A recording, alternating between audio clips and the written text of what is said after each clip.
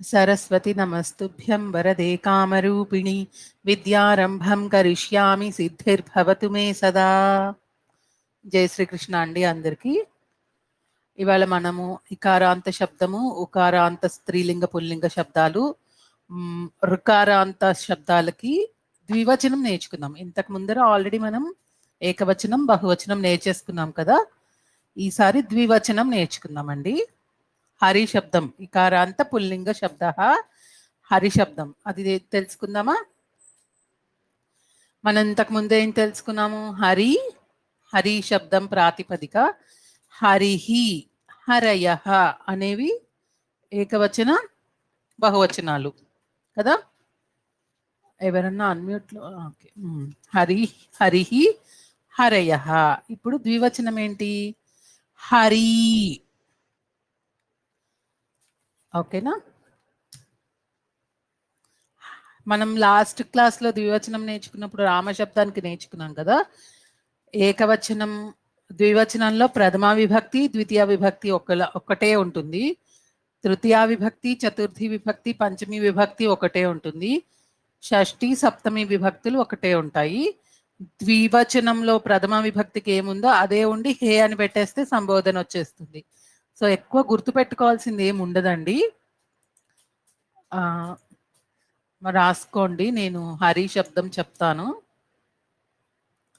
నేను హిందీ దేవనాగరిలో ఉన్నది screen share చేస్తున్నాను, చూసి రాసుకోగలదు వాళ్ళు రాసుకోండి. ప్రథమ విభక్తి హరిహి హరి హరయః. హరిం హరి హరీన్.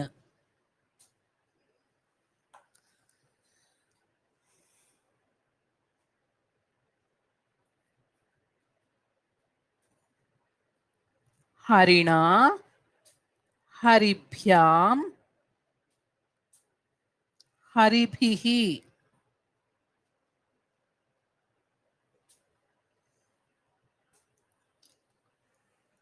హరయే హరిభ్యాం హరిభ్యః.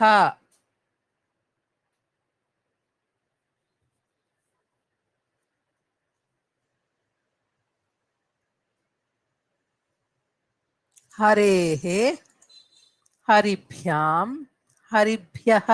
ఇది పంచమి విభక్తి. ఆల్రెడీ రాసుకున్నారు, ఓన్లీ ద్వివచనం రాసుకుంటున్నారు కాబట్టి కొంచెం ఫాస్ట్గా చెప్తున్నానండి. స్పీడ్ ఎక్కువైందంటే ఆపుతాను. చెప్పండి ఎవరన్నా. షష్ఠి మ్యామ్ ఒకసారి తృతీయ విభక్తిలో ద్వివచనం ఏంటి మ్యామ్? హరో హరిభ్యాం హరిభ్యాం. ఇది మ్యామ్ తృతీయ విభక్తిలో ద్వివచనం అదే హరిభ్యాం అండి ద్వివచనం. కిందది మ్యామ్.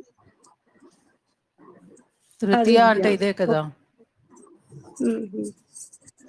హరి హరిభ్యాం హర్యోహో, ఈ మూడే వస్తాయండి ద్వితీయ మొత్తం ద్వివచనంలో.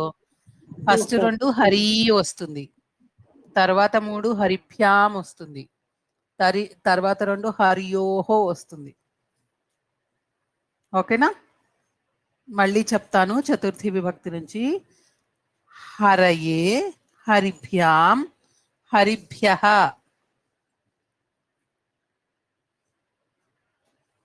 పంచమి హరేః హరిభ్యాం హరిభ్యః. షష్ఠి హరేః హర్యోః హరీణాం. హర్యోహో అంటే యోకి ర ఒత్తు పెట్టాలండి. కరెక్ట్. ఓకే.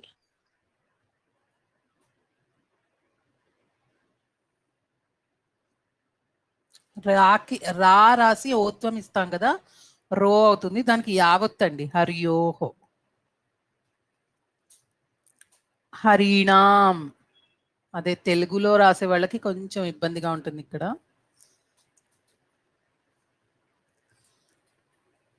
సప్తమి విభక్తి హరౌ హర్యోహో హరిషు.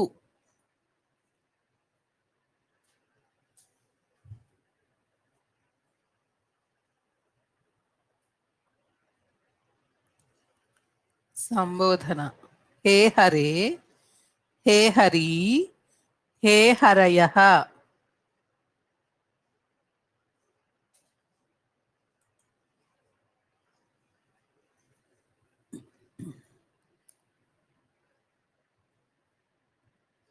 ఓకేనా?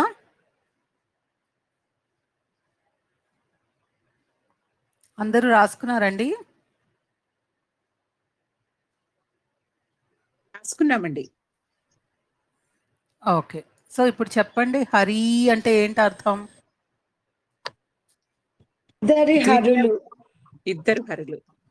హా, తర్వాత ఇంకొక హరి అంటే, ఇది వేరే పేజ్ రాసుకున్నారు కాబట్టి మార్చాను. చెప్పండి, మీనింగ్ చెప్పండి. ఇద్దరి హరులకు ఇద్దరి హరులని. హరిని ఇద్దరు హరులను. కరెక్ట్. హరిభ్యాం. హరిచేత. ఇద్దరు హరితో. హరి చేత. ఇద్దరు ఇద్దరు హరుల చేత, హరులతో. ఇద్దరు. కరెక్ట్. హరులతో. ఇంకా చతుర్థి విభక్తి ఇద్దరు హరుల కొరకై, ఇద్దరు హరుల కోసం. కొరకై. కొరకు కొరకు కై. కై కోసం. పంచమి. పంచమి విభక్తి ఇద్దరు హరుల నుండి వలన. కంటే, ఇద్దరు కంటే. హరుల కంటే. హా. షష్ఠి విభక్తి. షష్ఠి విభక్తి ఇద్దరు హరుల యొక్క, ఇద్దరు హరులలో. సప్తమి. సప్తమి విభక్తి ఇద్దరు హరుల యందు, ఇద్దరు హరులలో. ఓకే. సో ఇప్పుడు నెక్స్ట్ మతి శబ్దం చేద్దామా?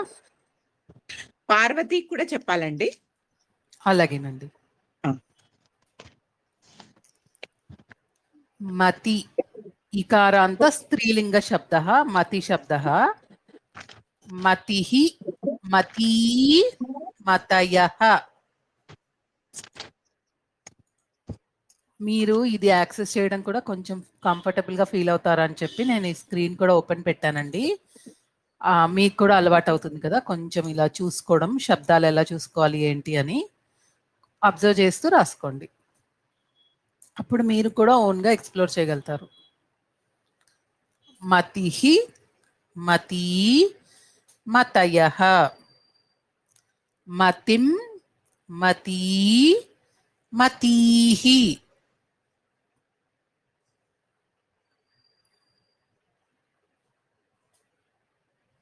హరి శబ్దం అక్కడ డిఫరెంట్ ఉంటుంది, ఇక్కడ మతీహి. మనకి స్త్రీలింగ శబ్దం ఎలా ఉంటుందో అలాగా సీతా, సీతాహ ఉంటుంది కదా, అది ద్వితీయ విభక్తి బహువచనం. ఇక్కడ కూడా మతీహి అలా ఉంటుంది. ఇప్పుడు హరి ద్వివచనంలో ఉట్టి హరినే వచ్చింది కదండి. హరీన్, హరీన్, రామాన్ లాగా వస్తుంది.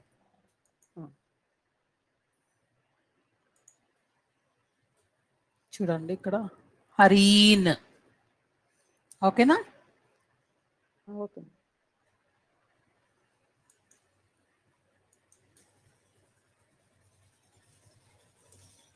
మత్యా తృతీయ విభక్తి. మతిభ్యాం, మతిభిః.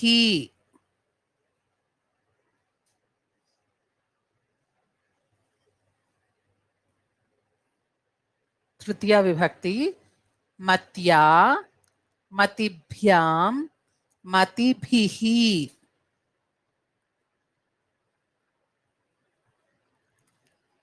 చతుర్థి ఏకవచనం చెప్పండి ఎవరన్నా. మతయే. మ్యామ్.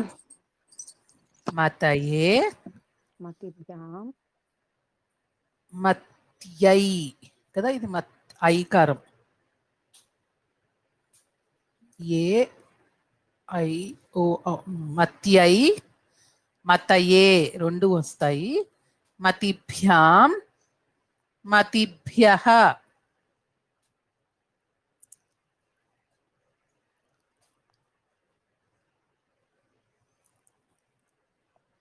పంచమి. మతేః, మత్యాః, మతిభ్యాం, మతిభ్యః.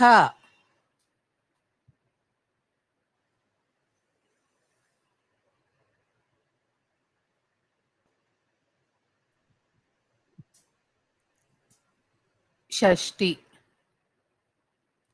మతేః, మత్యాః ఈ రెండు ఏకవచనం.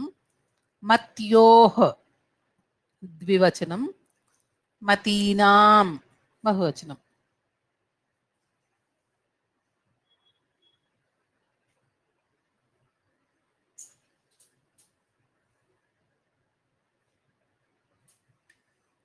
సప్తమి. మతౌ, మత్యాం ఇవి రెండు ఏకవచనం. మత్యోః ద్వివచనం. మతిషు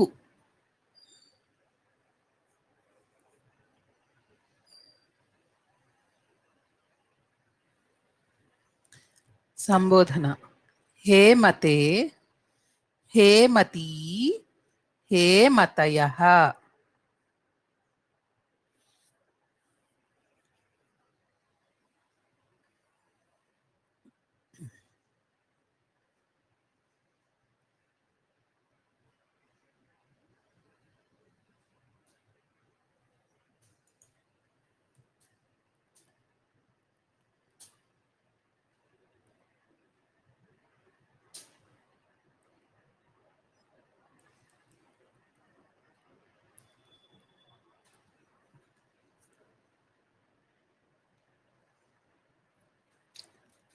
ఇప్పుడు ఓకేనా? అందరు రాసుకున్నారా? ఇకారాంత స్త్రీలింగం.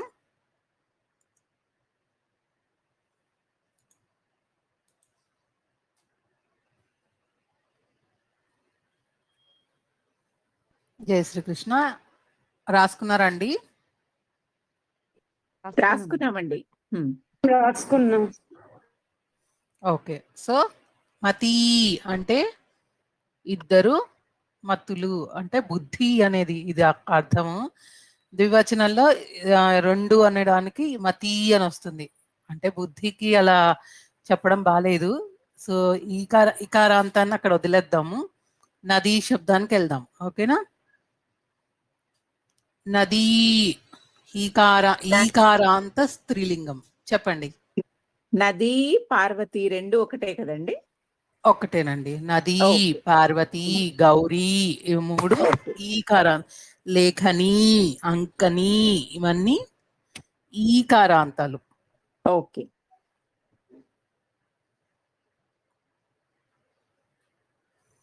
పార్వతీయే రాసుకోండి, పర్వాలేదు, నేను మార్చి చెప్తాను. పార్వతీ, పార్వత్యౌ, పార్వత్యః.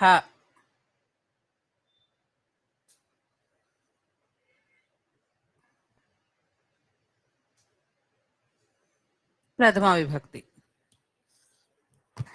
పార్వతీ, పార్వతీం, పార్వత్యౌ, పార్వతీః ద్వితీయ విభక్తి.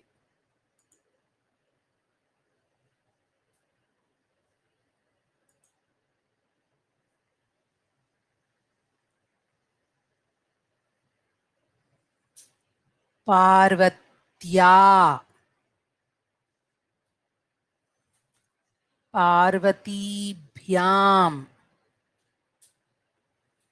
పార్వతీభిః తృతీయ విభక్తి.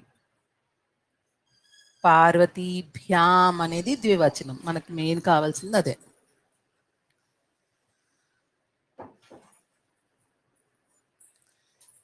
చతుర్థి.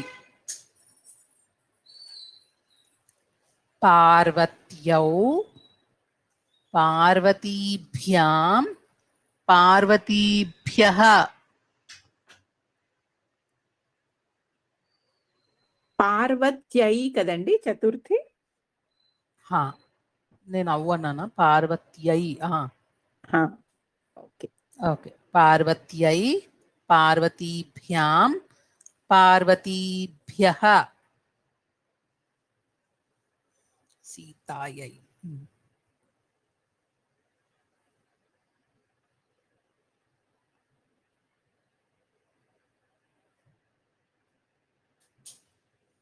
ఓకే. పంచమి.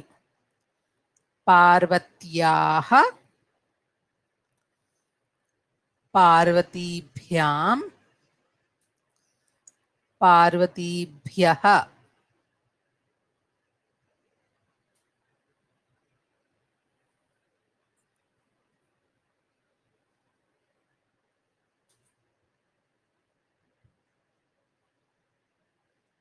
షష్ఠీ విభక్తి. పార్వత్యాః, పార్వత్యోః, పార్వతీనాం.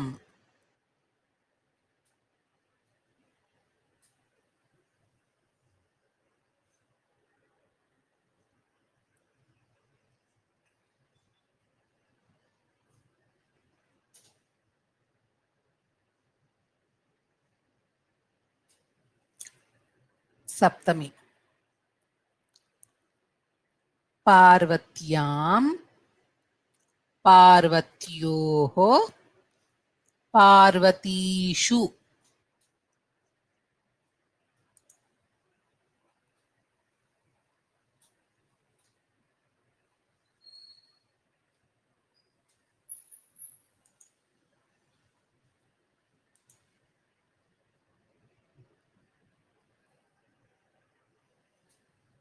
హే పార్వతి, హే పార్వత్యౌ, హే పార్వత్యః.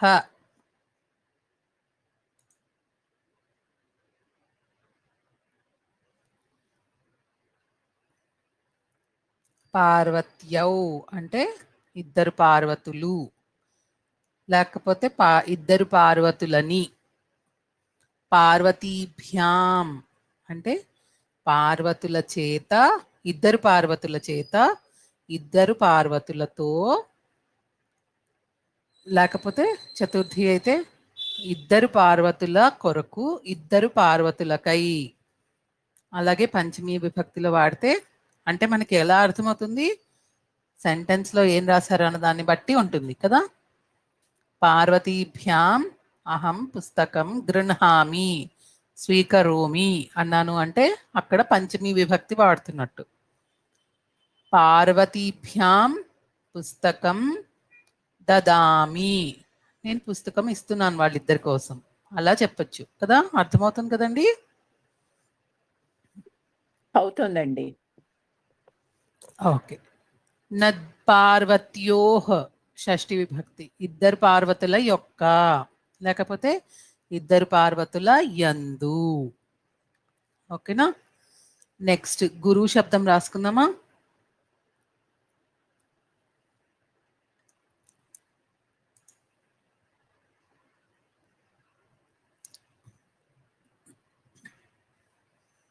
గురుః, గురు, గురవః.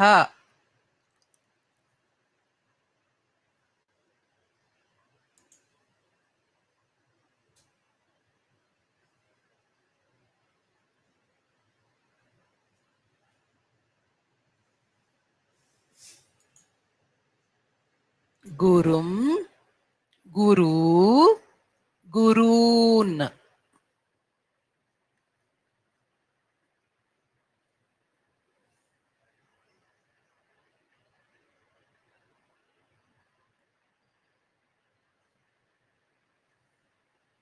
గురుణా, గురుభ్యాం, గురుభిః.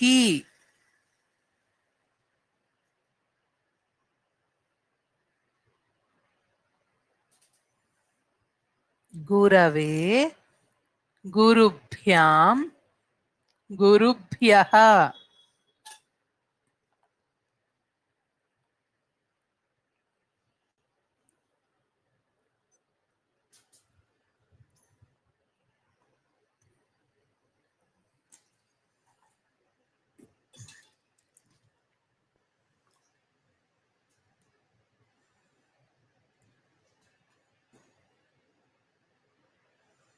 గురోః, గురుభ్యాం, గురుభ్యః పంచమీ విభక్తి.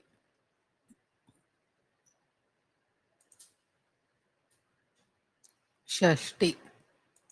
గురోః, గుర్వోః గురూణాం.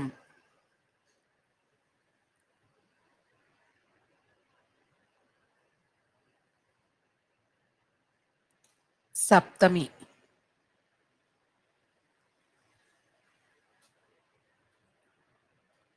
గురౌ గుర్వోః గురుషు.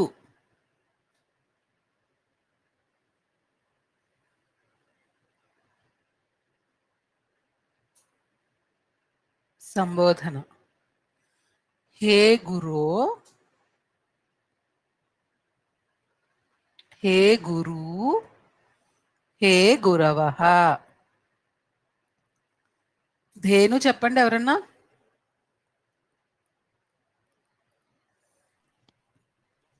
ప్రథమా విభక్తి ధేను, ధేను, ధేనవః. అందులో ద్వివచనం ధేను. ధేను ఊకారం. దీర్ఘం, అవునండి. అది స్త్రీలింగ శబ్దము. తర్వాత ద్వితీయ విభక్తి ధేనం, ధేను, ధేనూః. తృతీయ విభక్తి ధేన్వా, ధేనుభ్యాం, ధేనుభిః. చతుర్థి ధేను, విభక్తి ధేను రాకూడదండి ఇక్కడ. రాకూడదా? ధేనుభ్యాం. ధేనుభ్యాం, ఓకే. నేను ధేను అని రాసుకున్నాను. Okay madam. తర్వాత చూడండి, ద్వివచనం ఏ ప్రథమా విభక్తి ద్వితీయ విభక్తి ధేను దీర్ఘం వస్తుంది. తృతీయ చతుర్థి పంచమికి రాదనమాట. రాదు. ఓకే. చతుర్థి విభక్తి ఏమో ధేనవే, ధేన్వై, ధేనుభ్యాం, ధేనుభ్యః. పంచమి విభక్తి ధేనోః, ధేనుభ్యాం, ధేనుభ్యః. షష్ఠీ విభక్తి ధేనోః ఆర్ ధేన్వాః. ద్వివచనమేమో ధేన్వోః, బహువచనం ధేనూనాం షష్ఠిలో. సప్తమిలో ధేన్వాం, ధేనౌ ఈ రెండు. ద్వివచనంలో ధేన్వోః, ధేనుషు. సంబోధనలో మళ్ళీ హే ధేను, హే ధేను, హే ధేనవః. ధేను లేదండి. హే లేదండి. ధేను, హే ధేను, హే ధేనవః. ఓకే. ధేనో వస్తుందండి సంబోధనలో. ఏకవచనం ధేను. ఓకే, అది రాసుకోవాలి యాక్చువల్గా. ఓకే.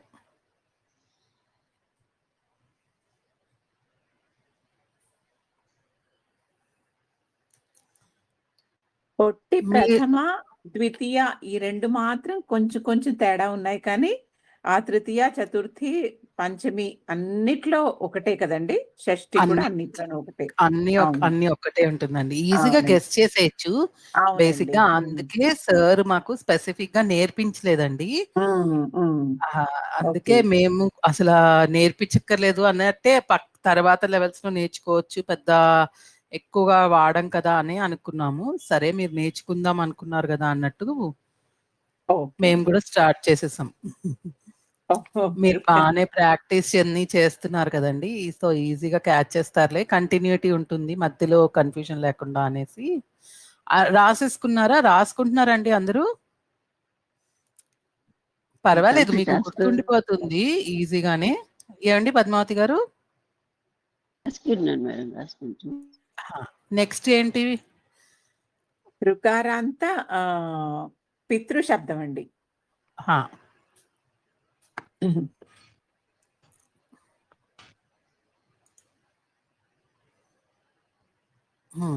పితా, పితరౌ, పితరః.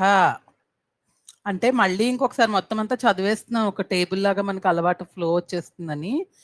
ఓన్లీ మధ్యలో అది రాసుకోవడం మీకు పెద్ద ప్రాబ్లం ఉండదు. పితరౌ, పితరౌ, పితృభ్యాం, పితృభ్యాం, పితృభ్యః, పిత్రోః, పిత్రోః, హే పితరౌ అయిపోయింది. ద్వితీయ ద్వివచనం అంతే మీరు రాసుకోవాల్సింది మెయిన్. ఒకసారి మళ్ళీ చదువుకున్నట్టు అవుతుందిలే అన్నట్టు చదువుతున్నాను. పితా, పితరౌ, పితరః ప్రథమా విభక్తి. పితరం, పితరౌ, పితॄన్.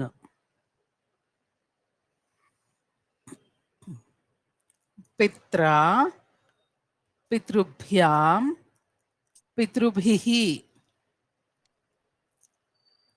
తృతీయ.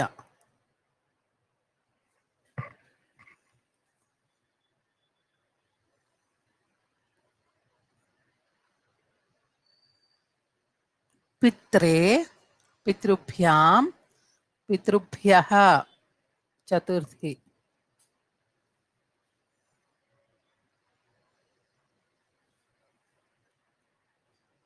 పితుః పితృభ్యాం పితృభ్యః పంచమి.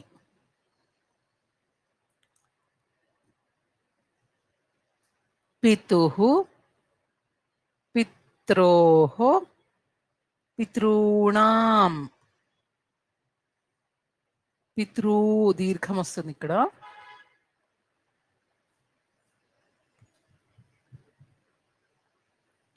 సప్తమి. పితరి పిత్రోః పితృషు.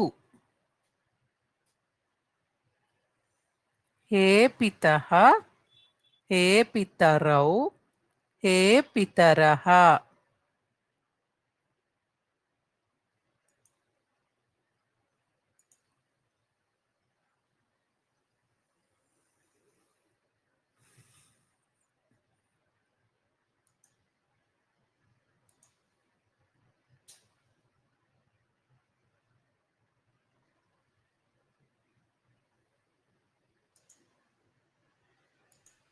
మాతృ కూడా చెప్పేస్తే అయిపోతుందండి.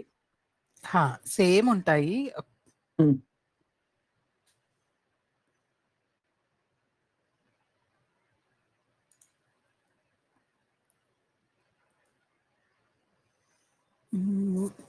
మాతృ ఇక్కడ రావట్లేదు, నేను చెప్తాను. మాత మాత మాతరౌ మాతరః సేమ్ అండి, ఇలానే ఉంటుంది పితృలాగానే. మాతరం మాతరౌ మాతృః, ఇది ఒక డిఫరెన్స్ అనుకుంటా.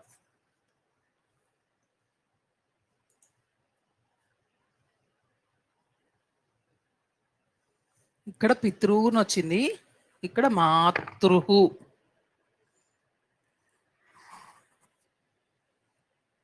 మాత్రా మాతృభ్యాం మాతృభిః.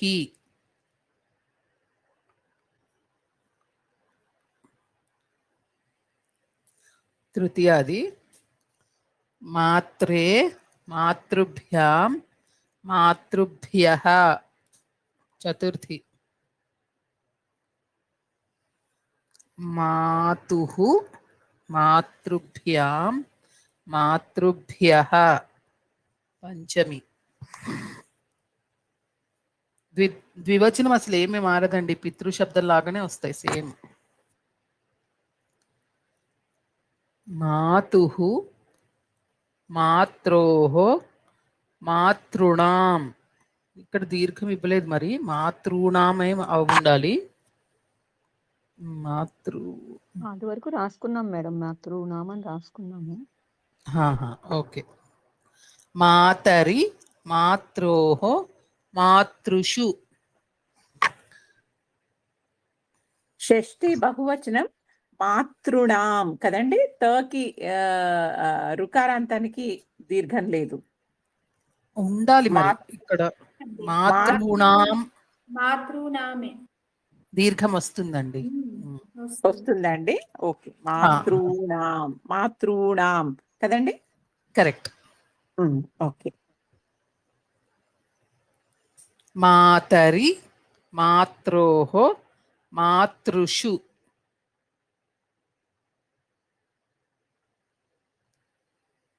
హే మాతః హే మాతరౌ హే మాతరః.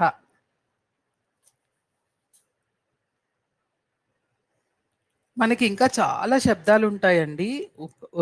ఇవి మనం నేర్చుకున్నవి కాకుండా ఇంకా తకారాంత దకారాంత మకారాంత సకారాంత ఇంకా అనుకుంటూ అట్లా చాలా శబ్దాలు ఉంటాయి. అన్నీ మనం నేర్చుకోలేం కాబట్టి వీలున్నన్ని వీటితో ప్రాక్టీస్ చేసుకుంటే సరిపోతుంది. అలాగేనండి. కాకపోతేనండి ఒకటి, ఈ భవతి భవాన్ ఇది స్త్రీలింగం, పుల్లింగం, నపుంసకలింగం 3 లింగాలు ఉన్నాయి కదండి అందులో. భవాన్ భవతి రెండు ఉంటాయండి.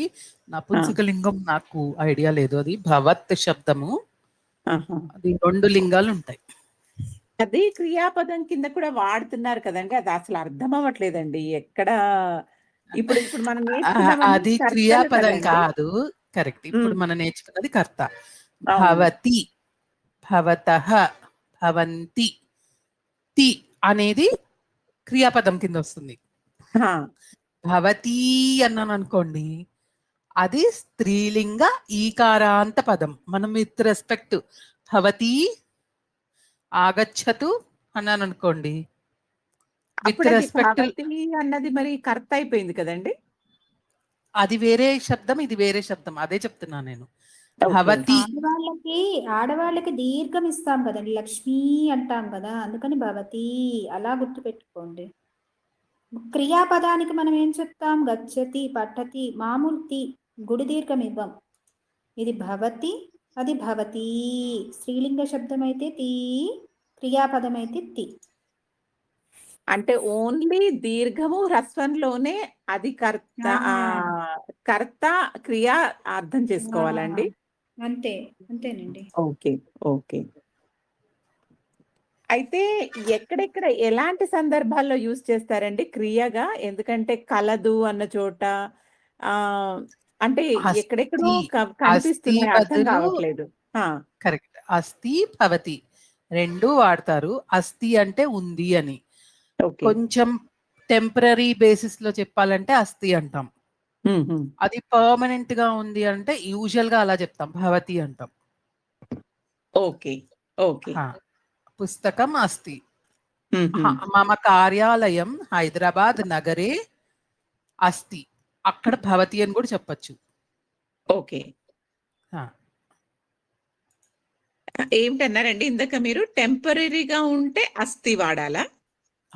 అలా టెంపరరీగా అన్చేంజబుల్ గా ఉండేదానికి భవతి వాడతారు. ఓకే, టెంపరరీకి అస్థి వాడతారు. చేంజ్ అవ్వదు అన్నదానికి ఎక్కువ శాతం భవతి వాడతారు. ఆల్టర్నేట్ గా ఇది అది కూడా వాడతారు. అది ఓ. పెద్ద ప్రాబ్లం ఏం కాదు. ఓకే, ఓకే అండి. ఓకే, కొంచెం చిన్న డిఫరెన్స్ ఇప్పుడు అర్థమైంది. ఇప్పుడు మీరు భవాన్ భవతి చెప్పారు కదా మేడం, భవతి దీర్ఘం చెప్పారా? అవునండి. భవతి, ఓకే. భవతి కథమస్తి అంటే మనం మాట్లాడేటప్పుడు అంత పెద్ద దీర్ఘం తీయము, భవతి కథమస్తి అనేస్తాము. కానీ అక్కడ ఉద్దేశం ఏంటంటే భవతి అనేది దీర్ఘం ఉన్నది, అది ప్రాతిపదిక శబ్దము. భవత్ అనే శబ్ద రూపం అన్నమాట. మనకిప్పుడు తద్ శబ్దానికి సహ, సా, తత్ అనేవి 3 రూపాయలు ఎలాగున్నాయో, భవత్ అనే శబ్దానికి భవాన్ పుల్లింగం, భవతి అనేది స్త్రీలింగం. ఓకేనా? భవతి అనేది పార్వతీ లాగా స్త్రీలింగం, సేమ్ రూపం ఉంటుంది. అదే భవాన్ అనే దానికి స్పెషల్ రూపం అన్నమాట. మనకిప్పుడు రామ శబ్దము, సీతా శబ్దము, హరి శబ్దము ఎలా నేర్చుకున్నామో అలా ఒక కొత్త రూపం ఉంది, భవాన్, భవతః. అది నాకు నోటికి రాదు, అలా కొంచెం మారుతుంది. అది కూడా మనం నేర్చుకుందాంలేండి నెక్స్ట్ క్లాస్ లో. అది కూడా చూపిస్తాను, మీరు రాసుకుందరు కానీ ప్రాక్టీస్ చేద్దరు కానీ మీకు అప్పుడు అర్థమవుతుంది. భవతః అంటే భవతి ప్లూరలా మేడం? అది భవతః ప్లూరల్ కింద ఇద్దరు వస్తుందా? ఇద్దరు ఇద్దరు అయితే అలా భవతి అనేది పార్వతి లాగా మనం విభక్తులు పెట్టేసుకోవచ్చా అండి? పెట్టేసుకోవచ్చు. ఇప్పుడు స్త్రీలింగంలో చెప్పాలనుకుంటున్నారు అనుకోండి, మీ కొరకు అన్నామనుకోండి, పార్వత్యై. అలాగే భవత్యై. భవత్యై. మీ ఇద్దరి కోసం అన్నప్పుడు మనం ఎలా చెప్తాము? భవద్భ్యాం, భవత్యాం. అవునండి. భవతీభ్యాం, భవతీభ్యాం. అలాగే సేమ్ వస్తుంది. పార్వతీభ్యాం అంటాం కదా, అలాగే భవతీభ్యాం. కరెక్ట్. ఓకే. అదే నాకు కన్ఫ్యూజన్ ఎక్కడ వచ్చిందంటే రండి, ఇందాక చెప్పారు చూడండి, భవతికి అది క్రియాపదం కింద వాడుతున్నాము, ఇటు కర్త కూడా వాడుతున్నాము. ఇదేమిటి ఇలాగ అయిపోతుంది? ఎక్కడ కాదు, నేనేమైనా వాడటం లేదు మనం అలా. మనం అలా వాడటం లేదు. భవాన్ భవతి దీర్ఘం. ఓకే. భవతి అంటే ఉన్నది, అనేదానికి చెప్పడం. ఓకే. హ్మ్. అది అదే భవతి చాలా సిమిలర్‌గా ఉంది భవతి కదండీ! అది అన్ని డిఫరెన్స్. మరి ఆ! మనం ఫస్ట్ క్లాస్ నుంచి చెప్పుకుంటున్నాం కదా! ఒక అవునండి. దీర్ఘము, ఒక చిన్న దీర్ఘం లేకపోతే ఒక పొల్లు పెడితే ఒక మీనింగు, పొల్లు తీసేసి హ్మ్. అక్షరం పెడితే ఒక మీనింగు, దీర్ఘం పెడితే ఒక మీనింగు. ఒక్క ఒక్క అవునండి. అక్షరం మార్పుతో 3 వస్తున్నాయి మనకి. అవునండి. ఈ భవాన్ భవతికి త్వం అని కూడా వస్తుందా మేడం? అందులో కూడా వాడతాం కదా! త్వం అంటే నువ్వు అని తెలుగులో. అవును. అవును. ఇప్పుడు మనం మీరు అన్నామనుకోండి, అప్పుడు భవాన్ శబ్దం వాడతాం.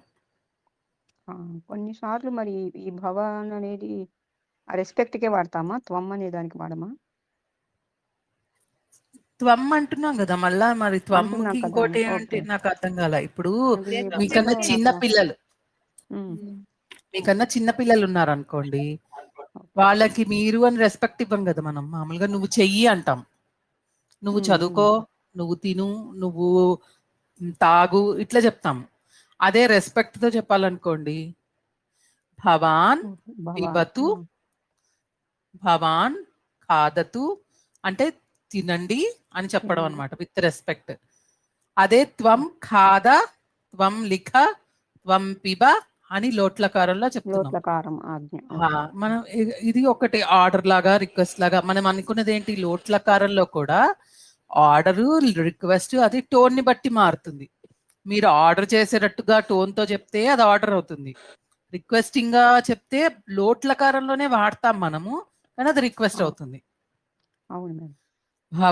భవాన్ లిఖతు అన్నారనుకోండి, అది కూడా ఆర్డర్ అవ్వచ్చు. మీరు చెయ్యండి అనన్నా చెప్పొచ్చు. మీరు చేస్తారా ప్లీజ్ అని అడిగినట్టు కూడా అవ్వచ్చు. 2 అక్కడే.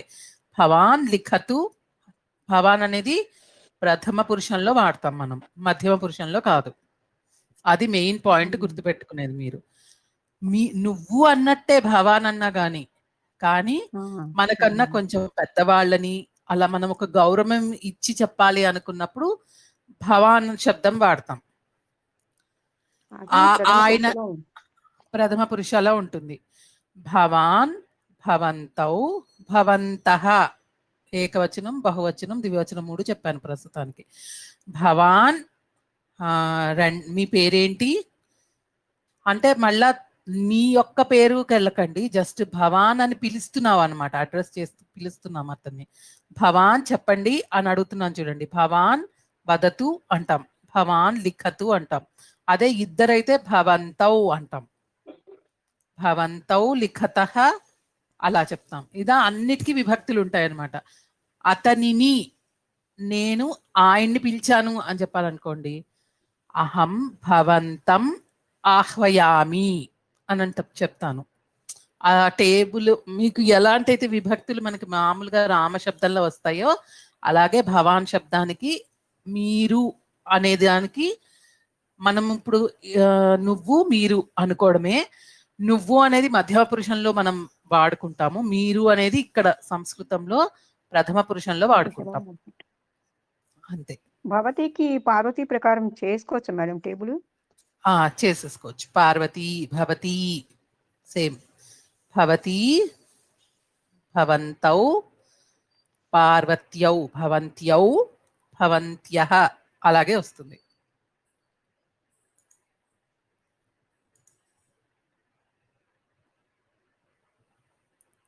పార్వత్యౌ, పార్వత్యః. మేడం భవాన్ అదే భవాన్కి 3 చెప్పారు కదా, బహువచనం అది ఒకసారి మళ్ళీ రిపీట్ చేయరా మేడం? భవాన్, భవంతో, భవంతః మేడం. నెక్స్ట్ క్లాస్‌లో రాసుకుందురు గానండి. అలాగే. భవాన్, భవంతౌ, భవంతః. ఇప్పుడు ఓకే మనం మేడం. ప్రతి క్లాస్‌లోనూ ఎగ్జాంపుల్స్ చేసాం గదా! నువ్వు రాయి, నువ్వు చెయ్యి, మీరిద్దరూ చెయ్యండి, మీరందరూ చెయ్యండి అన్నదాని అన్నిటికీ భవాన్ పెట్టేసుకొని, భవంతౌ పెట్టుకొని, భవంతః పెట్టుకొని మీరు కొంచెం ప్రాక్టీస్ చేసుకుందురు గాని. ఓకేనా? త్వం పాఠం లిఖసి అంటే అర్థం ఏంటి?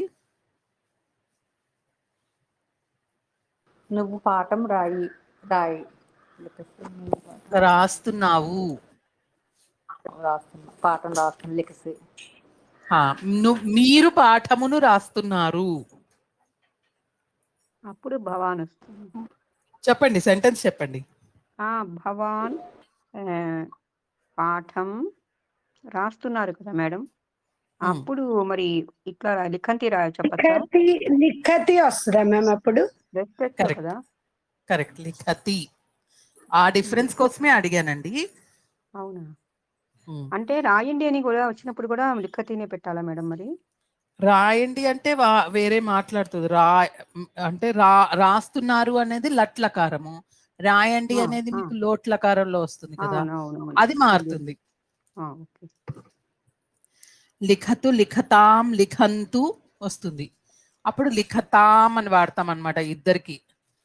భవాన్ లిఖతు, భవాన్ పాఠం లిఖతు అంటే మీరు పాఠమును రాయుగాక, లేకపోతే మీరు పాఠాన్ని రాయండి అని రిక్వెస్ట్ చేస్తున్నట్టు.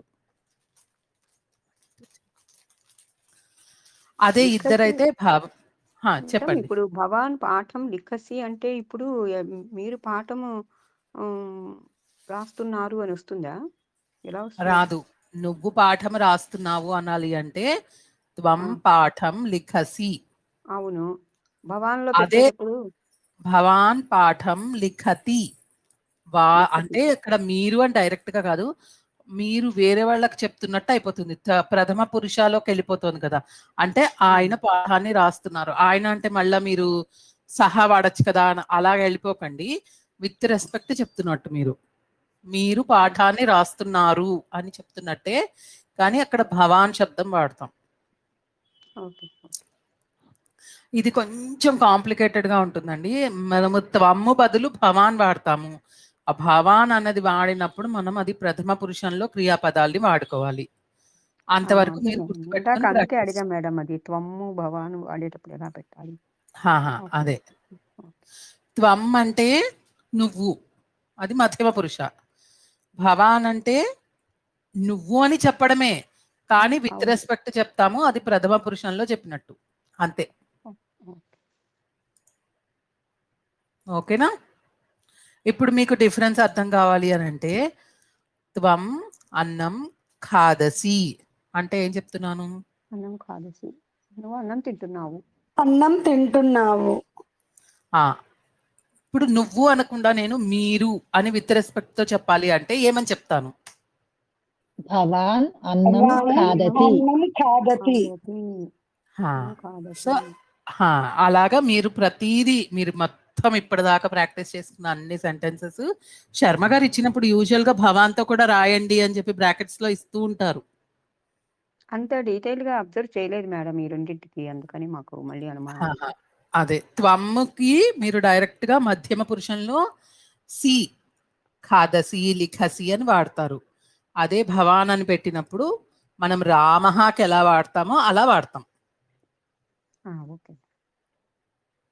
అంటే మేడం చివరన్నీ తీ వచ్చేస్తాయి, పటతి లిఖతి లాగా తీ తోటి ఎండ్ అయిపోతాయి క్రియాపదాలు. లట్లకారంలో అంతేనండి. మరి లోట్లకారంలో మరి మారుతుంది కదా. అట్లా డైరెక్ట్ గా తీయని నేను చెప్పట్లేదు. మనము మధ్యమ పురుషంలో పెట్టేది త్వంకి పెడతాం. నువ్వు తిను అంటే ఏమని చెప్తారు? కాదసి, త్వం కాదసి.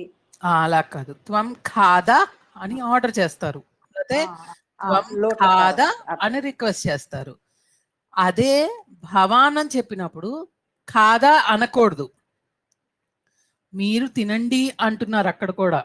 అంటే డైరెక్ట్ గా అతనితోనే అడ్రస్ చేసినట్టుగా చెప్తున్నారు, కానీ అది ప్రథమ పురుషంలో చెప్తారన్నమాట. ఇంకా ఎందుకు ఏంటి అన్నది మనం ఇంకా ఆలోచిస్తే అది ఏం అర్థమవుతుందో నాకు తెలీదు. నాకు అర్థమైంది నేను చెప్తున్నానండి. భవాన్ అన్నప్పుడు మీరు ప్రథమ పురుషంలో వాడే క్రియాపదాలని వాడాలి. అది ఏ లకారమైనా పర్వాలేదు, లోట్లకారమైనా మనకి లట్లకారమైనా అన్ని లకారాల్లో ప్రథమ పురుషంలో వాడతారు. ఓకేనా? అర్థమైంది. ఇప్పుడు త్వం ఖాదా అన్నాను, నేను భవాన్ ఖాదతు అంటాను. త్వం కథమసి కథం అస్మి అస్తి అస్మి అసి అంటాం. త్వం కథమసి, అసి అంటే అస్తి దానికి మధ్యమ పురుషంలో, కానీ ఇక్కడ కథం భవాన్ కథమస్తి అంటాం. అస్తి అంటే ప్రథమ పురుషంలో వాడుతున్నాం అలాగా. ఓకేనా? ఇది కొంచెం చిన్న కన్ఫ్యూజన్ లాగా ఉంటుంది. భవతి కూడా సేమ్ అలానే వస్తుందండి. భవతి కథమస్తి అంటాం. చిన్నపిల్లనైతే త్వం కథమసి అంటాం. ఓకేనా? భవతి లిఖతు, భవతి ఖాదతు అంటే విత్ రెస్పెక్ట్ చెప్తున్నాము, కానీ అది ప్రథమ పురుషంలో చెప్తాం. అర్థమైందా? భవాన్ అన్నది కూడా ఒక రామ శబ్దం కృష్ణ శబ్దం లాంటిదే అనుకోవాలండి. గౌరవ సూచకంగా మీరు రామ శబ్దమే భవాన్ అనుకుంటే రామః పఠతి అంటాం కాబట్టి భవాన్ పఠతి అనే చెప్పాలి. భవాన్ అంటే అర్థం మీరు అని. ఆ శబ్దం మాత్రం రామః పుల్లింగ శబ్దం. ఆ పుల్లింగ శబ్దం లాగా మీరు ఊహించుకుంటే క్రియని అలా పెడతారు మీరు. భవాన్ అన్నది ఒక పుల్లింగ శబ్దం అనుకోండి, ప్రథమ పురుష పుల్లింగ శబ్దం అనుకోండి. కాకపోతే మనం అనేది గౌరవ సూచకంగా, దాని అర్థం మాత్రం గౌరవ సూచకంగా వాడుతున్నాము. అప్పుడు మీకు కన్ఫ్యూజన్ కొంచెం తగ్గొచ్చు. అర్థమైందా అండి? ఎవరికైనా డౌట్స్ ఉన్నాయా? ఇంకొన్ని ఎగ్జాంపుల్స్ చెప్తారా మీరే? అప్పుడు కొంచెం మీరు ఇంకొంచెం ఫ్రీ అవుతారేమో.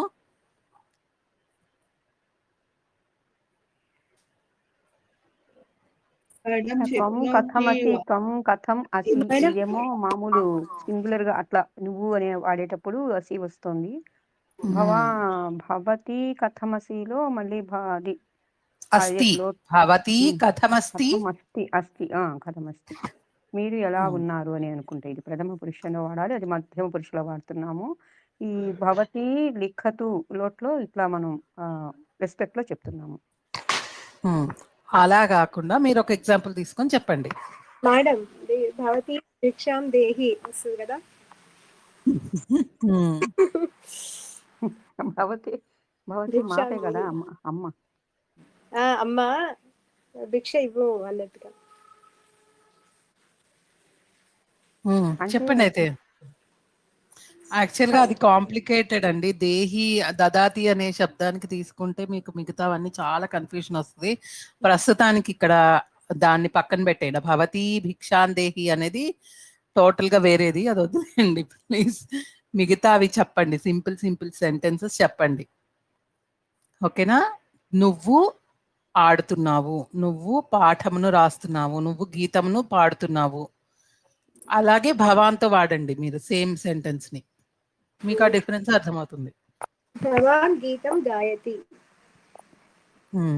త్వం అయితే త్వం గీతం గాయసి. నువ్వు పనిని చేస్తున్నావు. త్వం కార్యం కరోషి. నువ్వు భవాన్ వాడండి. కరోసియా వాడు కరోషి. కరోషి వస్తుంది. కరోసి కరోతి అది ఈ కరోషి కార్యం కరోతి వస్తుందా మ్యామ్? కరోసి రాదా? కరోషి. ఈ కరోషి వాడికి షి అని చెప్తారు అనుకుంటా మేడం. కరోతి అనేది క్రియాపదం కొంచెం డిఫరెంట్ గా ఉంటది. వాటిని మనం ప్రత్యేకంగా నేర్చుకుందాం అనుకున్నాం కదా. నెక్స్ట్ క్లాస్ లో వాటిని కూడా ఒకసారి ఇలాగే క్రియాపదాలని చూద్దాం, ఎలా ఉన్నాయో ఏంటి, ఎలా మారుతున్నాయి. త్వం పాఠం పఠసి. అంతే. ఆ రెండు మీకు సేమేనండి. భవాన్ అనేది విత్ రెస్పెక్ట్ అతడు నువ్వు చదువుతున్నావు అని చెప్పడమే, కానీ విత్ రెస్పెక్ట్ చెప్పడం. మనం ఏమనుకుంటున్నాము ఇప్పుడు యశోద మేడం చెప్పినట్టు రామ శబ్దం లాగా భవాన్ అనేది ఒక శబ్దము. అది యాక్చువల్గా అంతే.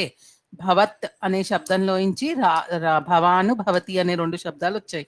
సహసా లాగా తకారాంతపు పుల్లింగ శబ్దం అది.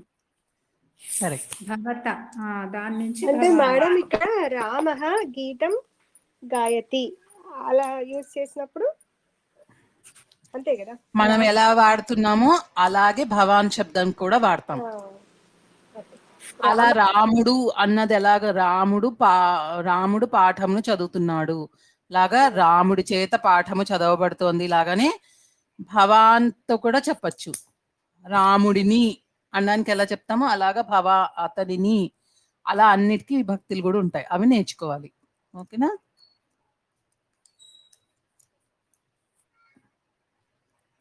అంటే మేడం ఇక్కడ రామః పాఠం పఠతి అన్నప్పుడు దాన్ని భవాన్ పాఠం పఠతి అనొచ్చా అలా? అదే అలా సెంటెన్స్. అలా కాదండి. రాముడు పాఠంను చదువుతున్నాడు అంటే రాముడు ఎక్కడో ఉన్నాడు. మీరు రాముడు గురించి నాతో చెప్తున్నారు. ఇక్కడ భవాన్ పాఠం పఠతి అంటే ఆపోజిట్ మీరు చదువుతున్నారు అని నేను చెప్తున్నాను. మీకే చెప్తున్నాను నేను. డైరెక్ట్ కానీ నువ్వు చదువుతున్నావు అని చెప్పకుండా మీరు సెకండ్ చదువుతున్నారు అని పర్సన్ కి కానీ మనం చెప్తున్నా. సెకండ్ పర్సన్ కే చెప్తున్నారు. కానీ అది మనం ఉత్తమ పురుష మధ్యమ పురుషాల్లో చెప్పకుండా ప్రథమ పురుషంలో థర్డ్ పర్సన్ లో చెప్తాం. ఇక్కడ అది వెర్బ్ మారట్లేదు కదా మేడం. మీరు అన్నందుకు మళ్ళీ అక్కడ వెర్బ్ లో రెస్పెక్ట్ రావట్లేదు. మామూలుగానే సింగిల్ గానే వాడుతున్నాం. అంతే, కరెక్ట్. అది ఇప్పుడు లాంగ్వేజ్ ఎలా ఉంటుందంటే ఇక్కడ మనం ఏం డిస్రెస్పెక్ట్ఫుల్ గా ఏం మాడట్లేదు. అన్ని విత్ రెస్పెక్టే. బట్ ఏంటంటే ఇంకొంచెం అంటే మనం పెద్దవాళ్ళని వెళ్ళి నువ్వు అనలేం కదా. మామూలుగా చాలా క్లోజ్ అయితే తప్ప మనం తెలుగులో అయినా మీరు అనే అంటాం. సేమ్ అలాంటి కాన్సెప్ట్ లోనే. కానీ అప్పుడు మీరు అక్కడ చేస్తున్నారు అంటారు, ఇక్కడ చేస్తున్నాడు అంటాం. అంతే అక్కడ డిఫరెన్స్. ఆ డిఫరెన్స్ లిఖతిలో లేదు. లిఖతి రెండింటికి లిఖతినే వస్తుంది. అంతే అంతే. యాక్చువల్ గా కూడా లేదు. ఇప్పుడు స్త్రీలింగంలో కూడా చదువుతుంది అంటున్నాము, దానికి పఠతినే. పుల్లింగంలో చదువుతున్నాడుకి పఠతినే. సో భవానికి కూడా మనం అలా మార్చుకోవడమే. ఇప్పుడు చదువుతుంది, చదువుతున్నాడు, చదువుతున్నారు గౌరవ సూచకంగా. ఇప్పుడు శ్రీనివాస్ సార్ని మనం అనాలంటే భవాన్ పఠతి అంటాం. అంటే చదువుతున్నారు ఎవరు? ఆయన, మీరు అంటే మేడం ఇప్పుడు యాక్చువల్ గా మనకి స్త్రీలింగం పురుషలింగంలో ఎట్లా అయితే లిఖతినే ఉంటుందో దీనికి కూడా లిఖతినే. అంటే ఎట్లా మారలేదు అక్కడ, ఇక్కడ కూడా అలాగే మారదు. అంతే, మారదు. అవును. భవాన్ అన్నదానికి నువ్వు చదువుతున్నావు అయిపోయింది కదా. ఏది పఠసి అంటే ఆ ఊ పెట్టడం లేదు గౌరవార్థకంగా. ఆ పైన తీనే పెడుతున్నాం, ప్రథమ పురుషే పెడుతున్నాం. అయినా కూడా చదువుతున్నారు అనే వస్తుంది. మనం రాసుకునేటప్పుడు చదువుతున్నారు రాసుకుంటాం, తెలుగులో రాసుకునేటప్పుడు.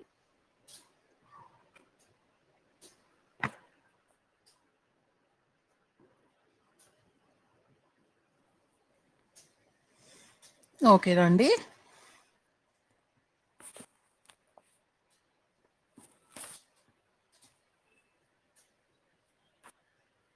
అందరూ చాలా కామ్ అయిపోయారండి. మరి దీర్ఘంగా ఆలోచిస్తున్నారు. భవాను రిసర్చ్ చేసేస్తారండి వీళ్ళు. లేదండి, నిజంగానే సీత గారు చెప్పినట్టు ఇది చాలా రోజులుగా అలా ఉండిపోయిందండి ఈ డౌట్.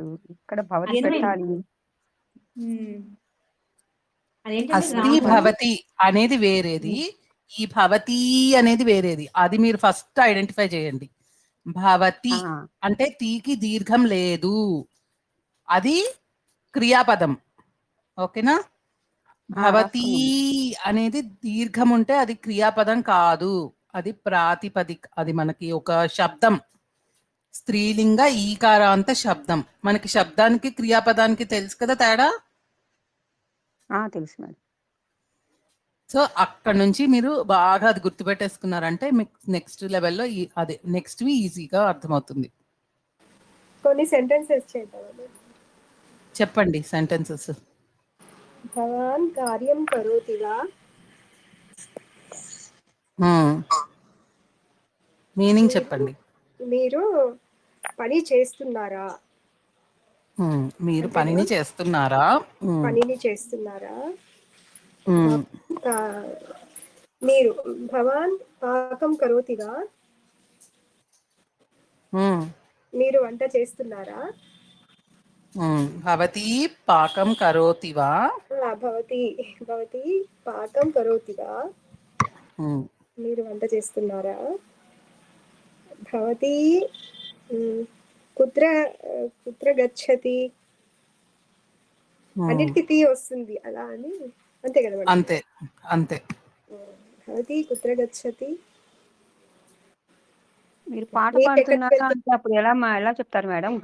గాయతివా అంటారా? అన్నిటికీ తీయే రావాలండి మనకి. భవాన్ గాయతివా, భవతి గాయతి వా?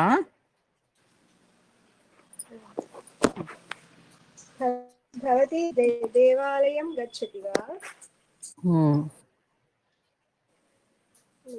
దేవాలయంకు వెళ్తున్నావా? భవతి పాఠం పఠతి వా పాఠయతి వా? ఏదైనా పర్వాలేదు. చదువుతున్నావా, చదివావా భవతి అంటే అదే మనం పాఠం పఠతి అంటే చదువుతున్నావు, పఠతివా అంటే చదువుతున్నావా, పాఠయతి వా అంటే చదివిస్తున్నావా.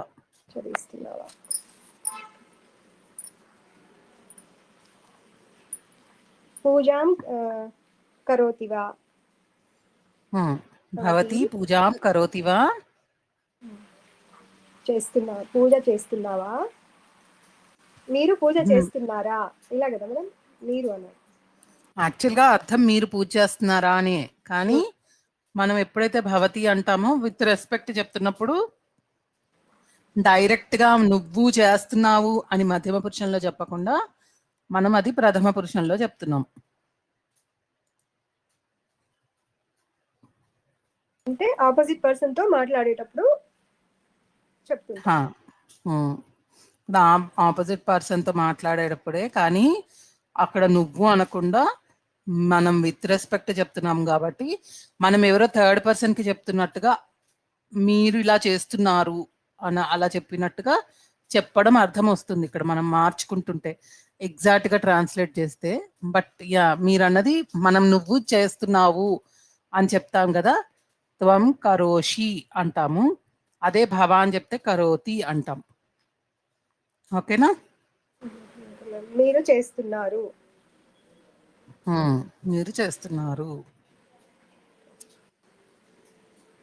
సో మనము ఒక్కసారి నేను చదువుతాను, ఏమైనా మిస్ అయ్యామేమో చెప్పండి.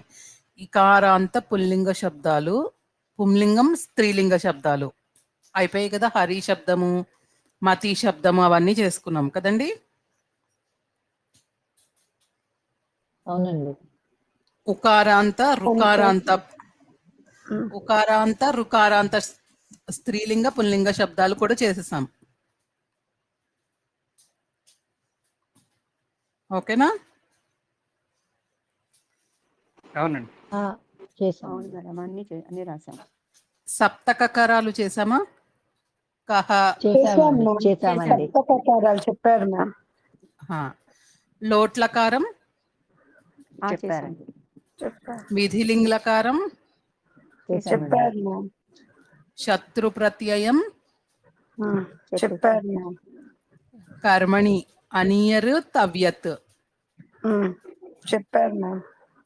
ఓకే, సో మనం ఆల్మోస్ట్ అన్ని కవర్ చేసేసుకున్నాము. నెక్స్ట్ క్లాస్లో కరోతి, శృణోతి, గృహాతి ఈ 3 క్రియాపదాల గురించి కొంచెం ఎగ్జాంపుల్స్లో డిస్కస్ చేసుకుందాం. ఆ డిఫరెంట్ లకారాస్లో ఎలా మారుతుంది, వచనాలు లకారాస్లో ఎలా మారుతుంది అనేది కొంచెం ప్రాక్టీస్ చేద్దాం. ఓకేనండి మేడం? ఒక చిన్నదండి, చెప్పండి. ఇప్పుడు చెప్పరా మేడం? ఈ లెవెల్ 2 లో లంగ్లకారం చెప్పరా? లంగ్లకారం మేము కూడా నేర్చుకోలేదండి ఇంకా. అదే అంటే మీరు 11.3 లో ఒకవేళ ఉందేమో. లేదు 11 అంటే బేసిక్ గా మనము తవతు ప్రత్యయంతో భూతకాలం చెప్పేస్తున్నాం కదండి. పెద్ద అంటే కష్టమైనది ఏం కాదు లంగ్లకారం కూడా, అందుకని అంతే ఎక్కువ స్ట్రెస్ ఇవ్వలేదు దానికి మేము. అవసరం లేదంటే వద్దు మేడం. లుట్ ఒకటి మనం భవిష్యత్ కాలం కూడా నేర్చుకున్నాము. ఇంకా అర్లుట్ ఫస్ట్ లెవెల్లోనే నేర్చేసుకున్నాం కదా. సో 5 లకారాలు నేర్చుకున్నాం. లట్లకారం, లోట్లకారం, అర్లుట్ లకారం, విధిలింగ్ లకారం 4 నేర్చుకుని లంగ్ లకారం బదులు తవతు ప్రత్యయం నేర్చుకున్నాం. ఓకేనా? సో మనం అన్ని కమ్యూనికేషన్ లో present tense, past tense, future tense 3 చెప్పగలం.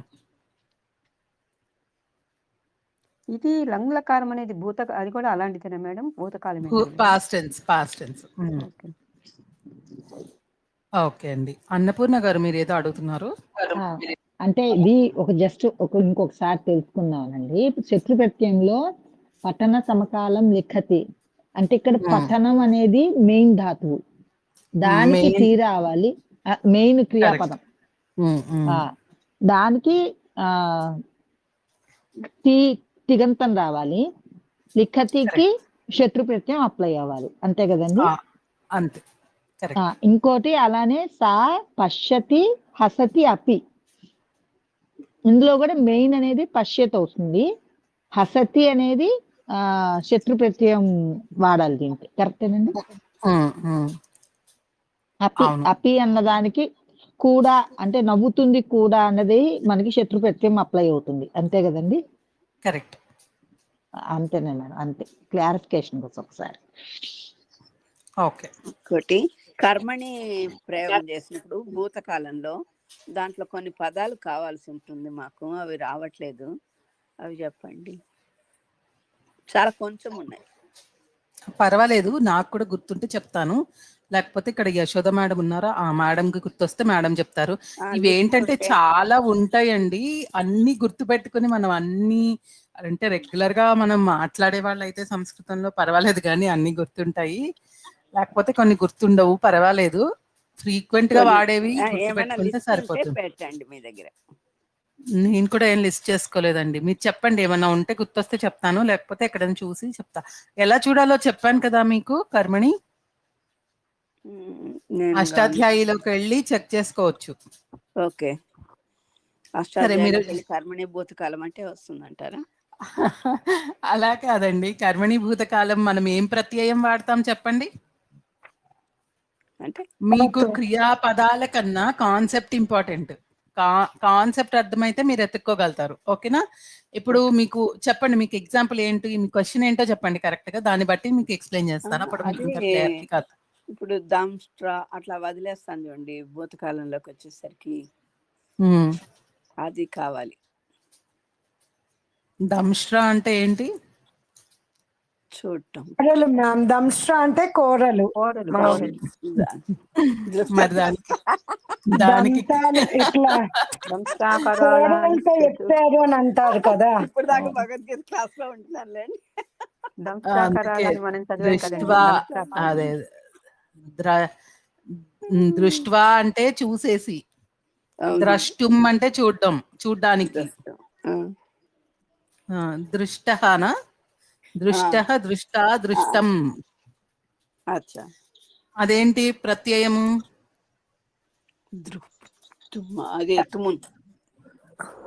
కాదు కాదు, ద్రష్టుకి మ్యామ్, అది చూడటం.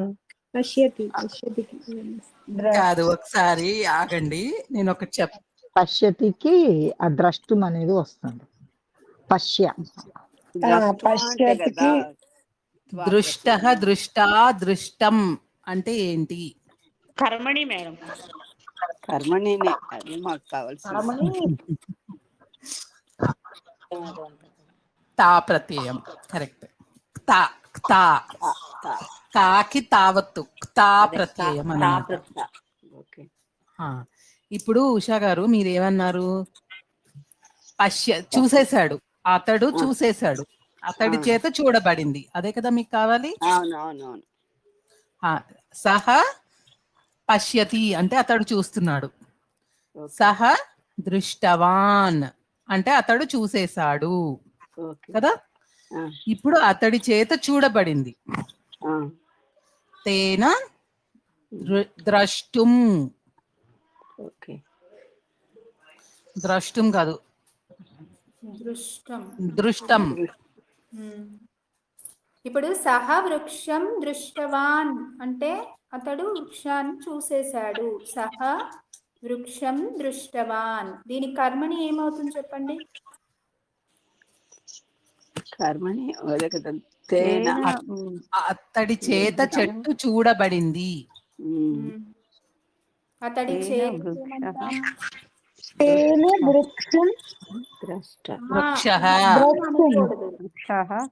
దృశ్యతే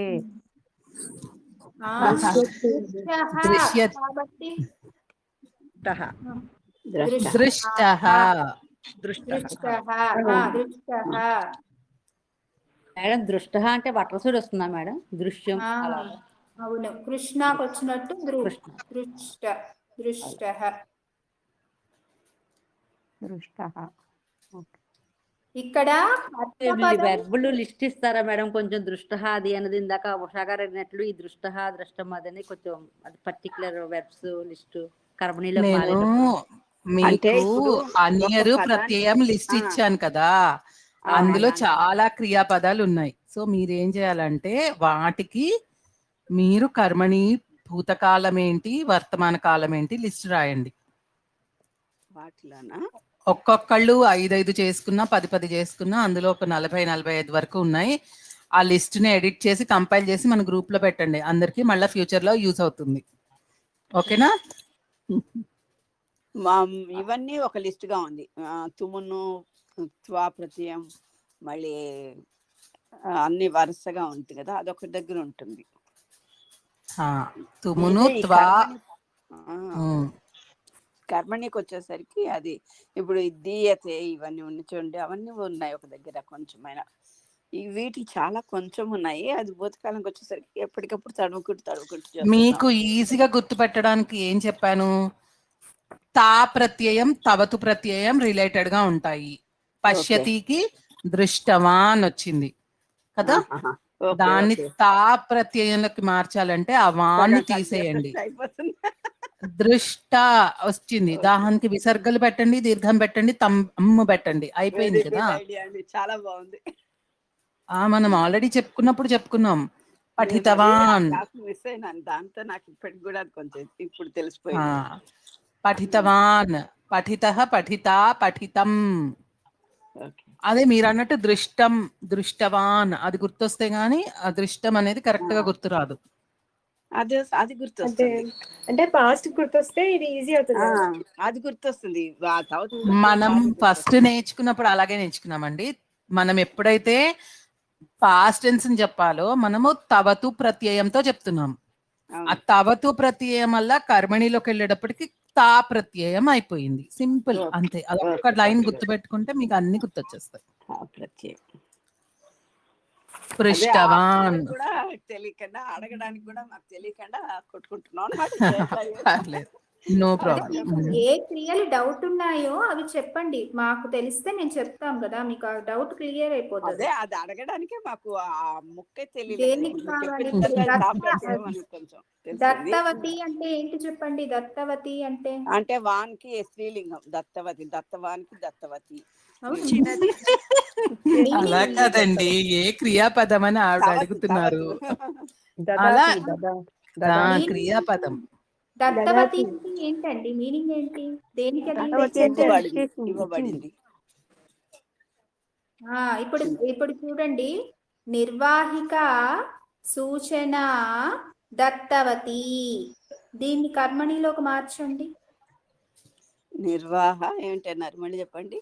నిర్వాహిక అంటే నిర్వహించే ఆవిడ, సూచన దత్తవతి అంటే ఏంటి తెలుగులో? అంటే ఒక ఒకసారి అందరూ మ్యూట్ అయిపోండి, ఒక్కళ్ళు చెప్పండి. అందరూ చెప్తుంటే అర్థం కావట్లేదు. నిర్వాహకురాలు ఇచ్చింది సూచన, ఒకటి ఇచ్చేసింది, ఆల్రెడీ అయిపోయింది. ఇప్పుడు దాన్ని కర్మణిలో తెలుగులో ఏంటి? దీన్ని నిర్వాహికేనా అనాలి కదా. అదే పోయింది, కా వచ్చింది కాబట్టి స్త్రీలింగం యా వస్తుందా? నిర్వాహక యా వస్తుంది. స్త్రీలింగాలకు మార్చుకొని నిర్వాహకయా సూచనం సూచన దత్త అనాలా? దత్త